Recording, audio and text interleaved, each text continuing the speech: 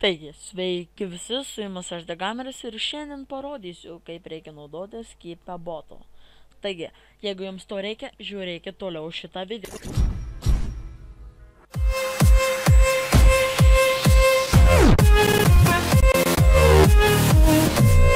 Taigi, pradėkime pamoką. Atsidarome Keep a Bottle. Užkrauna jums kodus. Turite luktelt apie 50 sekundžių. Išjunkite čia ir rašome sveikas testavimas. Taškas nepatinka. Dėk blok.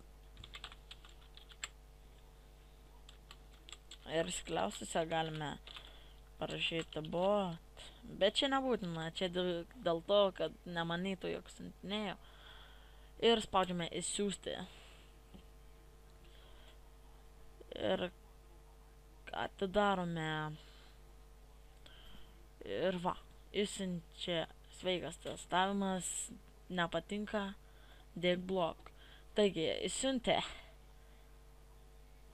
savo kontaktams. Jūs pranešite savo draugams ir nedraugams, netgi gauna tie žmonės, kurie yra ištrinti iš kontaktų, turite būtinai užblokuoti ir neleisti jiems gauti jūsų žinučių. Taigi, su jumis buvo Degameris ir noriu pranešti apie vieną mini konkursą. Jeigu esi youtuberis ar šiaip domiesi keli video ir reikia intro, neturi intro, kreipkis Aurixas 8 Skype ir sukursiu, aišku, ne už dyką sumas į Skype'ą, bet surinkęs 50 subscriberių, 2 žmonėms sukursiu intro nemokamai. Jūs tik turėsite pasakyti, kokio žaidimo, ar Samp, Minecraft, ar Counter Strike. Taigi, su jumis buvo Degameris ir viso gero.